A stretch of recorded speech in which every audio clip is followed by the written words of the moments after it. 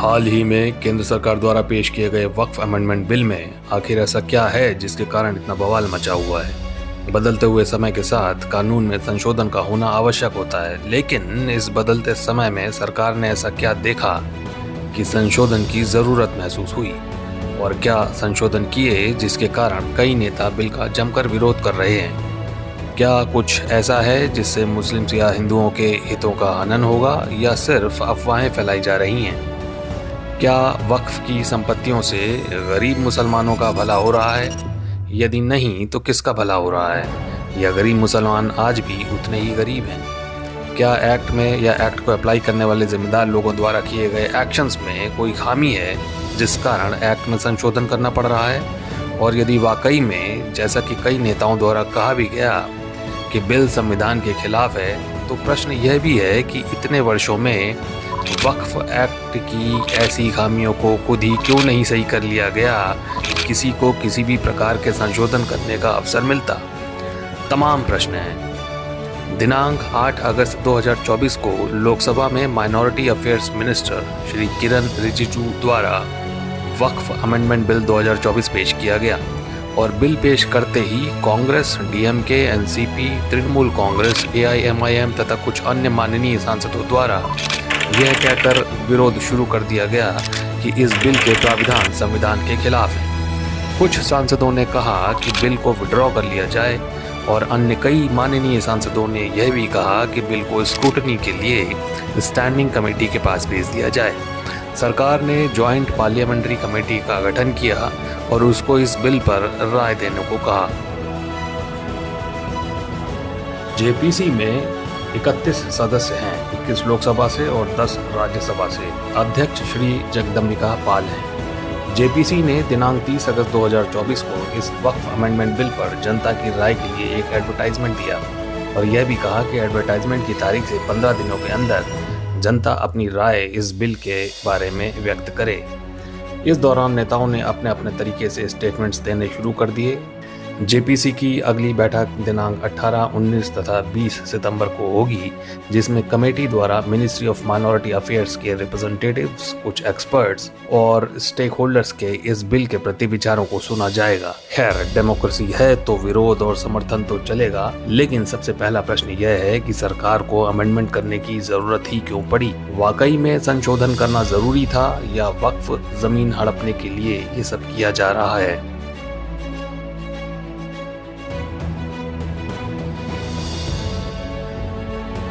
आइए इसको कुछ न्यायिक मामलों से समझते हैं।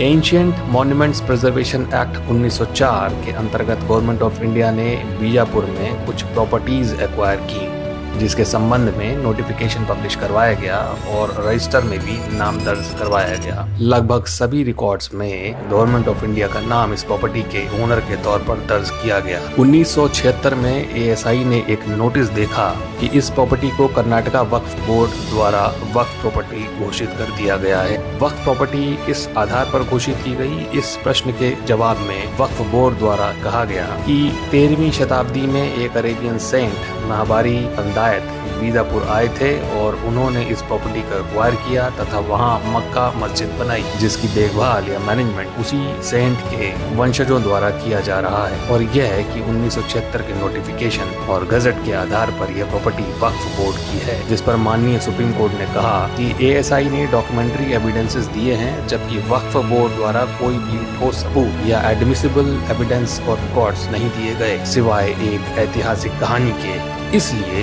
प्रॉपर्टी का ओनर एएसआई ही है। पुराना वक्फ एक्ट या तत्कालीन एक्ट के अनुसार सर्वे कमिश्नर उसी प्रॉपर्टी का सर्वे करेगा जो एक्ट आने की डेट पर वक्फ प्रॉपर्टी रही होगी। अब क्योंकि यह प्रॉपर्टी एक्ट आने की तारीख पर वक्फ प्रॉपर्टी नहीं थी, तो वक्फ बोर्ड इस प्रॉपर्टी पर कोई क्लेम नहीं कर सकता। ऐसा ही एक अन्य मामला जिसमें मध्य प्रदेश के बुरहानपुर फोर्ट में बनी शाह शुजा और नादिर शाह की कब्र, बीबी साहिब मस्जिद तथा फोर्ट में ही बने पैलेस को वक्फ बोर्ड द्वारा वक्फ की संपत्ति घोषित कर दिया गया तथा सीईओ वक्फ बोर्ड ने इस संबंध में 2013 में ऑर्डर पास करके एएसआई को संपत्ति से अपना नियंत्रण हटाने को कहा। माननीय हाईकोर्ट ने कहा कि यह प्रॉपर्टी पहले से ही एंशिएंट प्रॉपर्टी घोषित की जा चुकी है और सेंट्रल गवर्नमेंट इस संपत्ति का मालिक है तथा संपत्ति एएसआई के संरक्षण में भी है। और यह कि वक्फ संपत्ति होने के लिए वक्फ एक्ट 1995 लागू होने के दिन वक्फ संपत्ति होना आवश्यक है। इसलिए COMP वक्फ बोर्ड ने ASI को संपत्ति से हटने का नोटिस देकर गलत किया। माननीय हाईकोर्ट ने कहा कि किसी भी ऐसी प्रॉपर्टी को जो वक्फ एक्ट लागू होने के दिन वक्फ संपत्ति न हो के विषय में गलत नोटिफिकेशन देकर वह संपत्ति वक्फ संपत्ति नहीं हो जाएगी। CEO वक्फ बोर्ड के उपरोक्त संपत्ति को वक्फ प्रॉपर्टी घोषित करने के ऑर्डर को निरस्त कर दिया गया। एक मामले में पटना हाईकोर्ट द्वारा स्वतः संज्ञान लिया गया। हुआ यह था कि पटना हाईकोर्ट के बगल में कोविड पैंडेमिक के लॉकडाउन के दौरान, जबकि हर तरह की कंस्ट्रक्शन एक्टिविटी बंद थी, एक बिल्डिंग बना दी गई। ये मामला एक PIL की तरह रजिस्टर हुआ। बिहार सुन्नी वक्फ बोर्ड के एफिडेविट के अनुसार एक हजरत जलालुद्दीन शाह, जिनको हजरत शाह सैयद पीर मुराद रहमतुल्लाह आलिया के नाम से भी जाना जाता था, बिहार में रिफॉर्मिस्ट मूवमेंट में एक लीडिंग पर्सनालिटी थे और 18वीं शताब्दी में उनके शहीद होने के बाद उनको मुस्लिम डोमिनेटेड पॉपुलेशन के गांव माहौली के कब्रिस्तान में दफना दिया गया था। समाज के हर वर्ग के लोग उनकी दरगाह पर आते थे और लोकल मुसलमानों द्वारा दरगाह से लगी हुई ज़मीन को मस्जिद, ईदगाह, खानकाह, दरगाह और कब्रिस्तान के रूप में इस्तेमाल किया जाने लगा और इसीलिए यह property Waqf by user category की है या वक्फ बोर्ड की है, जिसको 1953 में रजिस्टर भी करवाया गया। वक्फ बोर्ड ने वक्फ अमेंडमेंट एक्ट का हवाला देते हुए इस प्रॉपर्टी को एक्वायर कर लिया और इस पर ग्राउंड प्लस 3 फ्लोर की एक बिल्डिंग का डेवलपमेंट शुरू कर दिया। 5 जजेस की बेंच ने 4-1 से निर्णय दिया कि किए गए पूरे निर्माण को ध्वस्त कर दिया जाए, क्योंकि वक्फ बोर्ड द्वारा अनऑथराइज्ड तरीके से प्रॉपर्टी को एक्वायर किया गया, नक्शा बिना पास कराए निर्माण करवाया गया, जो कि इलीगल है। जस्टिस विकास जैन ने तो यह तक कहा कि वक्फ बोर्ड ने अपने स्वार्थ के लिए यह निर्माण किया, न कि वक्फ स्टेट के विकास के लिए। प्रॉपर्टी जिस पर काफ़ी समय से कब्रिस्तान था, उस पर इस तरह का डेवलपमेंट कैसे किया जा सकता है जो कि वक्फ के उद्देश्य से काफ़ी अलग हो। बिल्डिंग बायलॉज का पालन नहीं किया गया और हाईकोर्ट में लिटिगेंट्स, स्टाफ तथा बिल्डिंग की सुरक्षा का ध्यान भी नहीं रखा गया। जब लॉकडाउन में सारी कंस्ट्रक्शन एक्टिविटीज रुकी थीं, तो ऐसी क्या जल्दी थी कि लॉकडाउन में ही निर्माण करवाया गया, और सरकारी विभाग क्या कर रहे थे जो इस इलीगल एक्ट को रोक नहीं पाए। चीफ सेक्रेटरी को कहा गया कि वो इसकी जिम्मेदारी तय करें कि क्या कोविड नॉर्म्स का वायलेशन हुआ, इस इलीगल कंस्ट्रक्शन से पब्लिक फंड का नुकसान हुआ।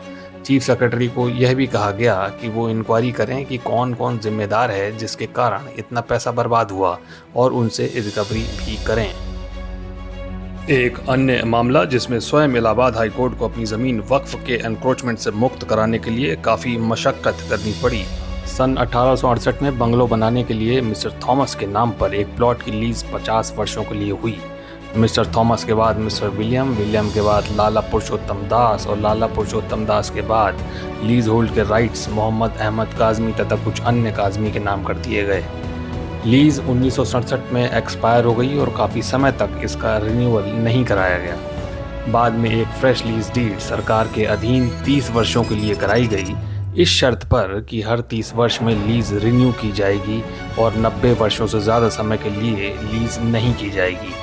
इस लीज डीड में एक प्रावधान था कि सरकार लोकहित में इस लीज को निरस्त कर सकती है।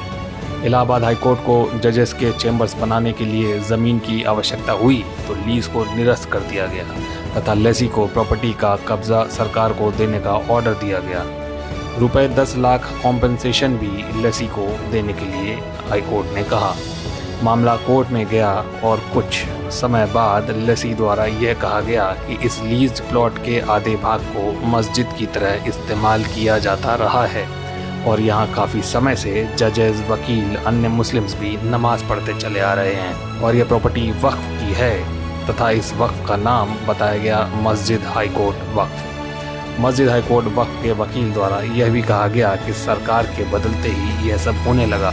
यहाँ एक बात को समझना बड़ा आवश्यक है कि जिस प्रॉपर्टी को किसी निश्चित समय सीमा के लिए लीज पर लिया गया हो, उसके आधे भाग को वक्फ प्रॉपर्टी के तौर पर रजिस्टर कैसे कराया जा सकता है, क्योंकि वक्फ के लिए किसी प्रॉपर्टी डेडिकेट करने के लिए पूरी प्रॉपर्टी अब आपकी होनी चाहिए। यहाँ प्रॉपर्टी लीज पर थी। माननीय जज साहब द्वारा यह भी कहा गया कि जब लीज सरकार द्वारा कैंसिल कर दी गई और लेसी को प्रॉपर्टी का कब्जा सरकार को देने को बोला गया, तब तक लेसी ने प्रॉपर्टी पर सन 1959 से किसी मस्जिद के बने होने का या टीन शेड के बने होने का जिक्र तक नहीं किया, बल्कि लेसी का पूरा ध्यान इस बात पर था कि किस तरह सरकार से अधिक कॉम्पेंसेशन ले लिया जाए।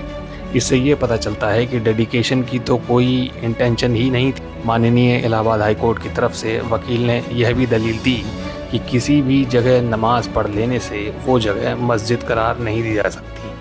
हाई कोर्ट के गलियारे में नमाज पढ़ी जाती थी, सड़क पर भी पढ़ी जाती है, क्या सबको मस्जिद घोषित कर दिया जाए?